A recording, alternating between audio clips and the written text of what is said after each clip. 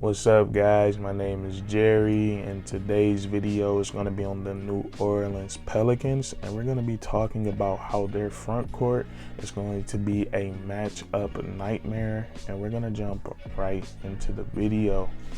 Now, if I had to guess the starting five for the New Orleans Pelicans next season, I think it's going to be CJ McCollum, Herb Jones, Brandon Ingram, Zion Williamson, and then Jonas Valenciunis. And when I look to the front court of this starting five, I think they're going to cause a lot of mismatch problems, and it's all going to start with Zion Williamson. And there's a huge misconception around Zion, with him having all the crazy dunks, being so athletic, being able to jump so high.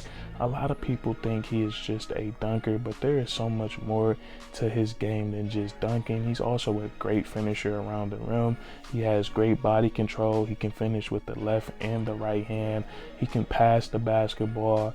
And I think the most underrated part of his game is his ability to put the ball on the floor and handle the ball. And then also he has a very quick first step. And this is how he's going to create so many mismatch problems. With a guy like Zion, most of the time teams are going to want a big on him because he's so strong in the paint.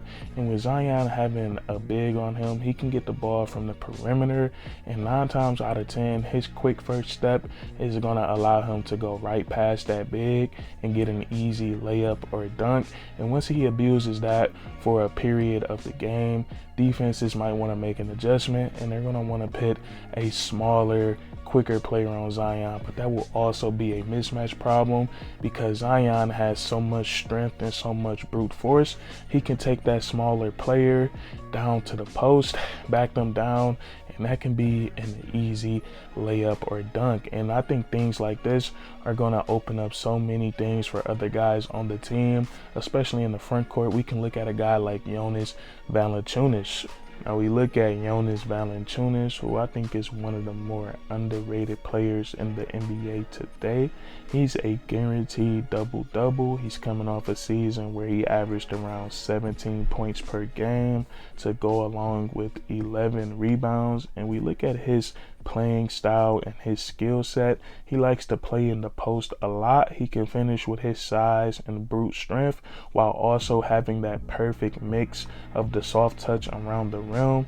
He also has amazing footwork with a high motor on the offensive glass, and then he can also step out to that mid-range area in the three-point line and knock down a wide open jump shot. And I think Jonas Valenciunis is going to contribute to the mismatches in 2 ways next season. And the first way, we're going to look back at what we talked about with Zion Williamson and how he's going to have a big or a shot blocker guarding him sometimes.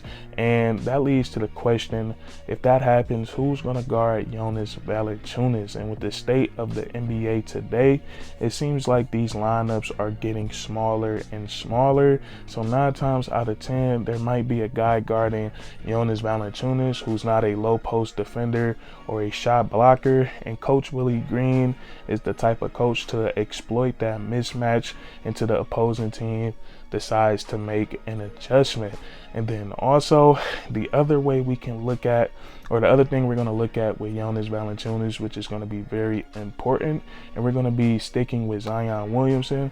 We talked about how if a smaller, quicker player decides to guard Zion Williamson, he could just take that player down to the post because he's so physical and posing.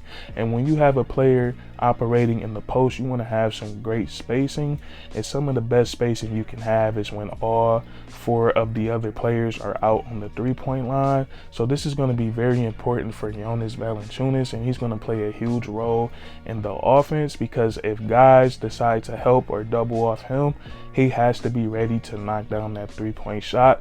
And if he can knock down wide open threes, this Pelicans offense is going to be so dangerous, and we've seen him do it in the past, and I think he's going to be able to do that for his team next season. So this is how I think Jonas Valenciunis is going to create these mismatch problems for the Pelicans. And then we look at the last guy in this front court, Brandon Ingram. And when we look at a guy like Brandon Ingram, he is so tough to figure out. You look at his skill set, he is an elite 3-level scorer. He can knock down that 3-point shot off the catch and off the dribble. He can break you down and get to any spot he wants to in that mid-range area, rise up and knock down the jump shot. And we all know how Brandon Ingram gets when he gets in that mode. It doesn't matter if there's a hand in his face, if he's getting double teamed, if that shot goes up from that mid-range area, it's gonna fall. And then an area where I think he has improved on so much is getting downhill and finishing at the rim. He can finish with both hands. He can finish the layup through contact. And then if he feels like it, he just might go up and he just might posterize you. And then also adding to his offensive skill set, he has the ability to score in multiple sets. He can score without the basketball in his hands, running off screens or cutting effectively to the rim.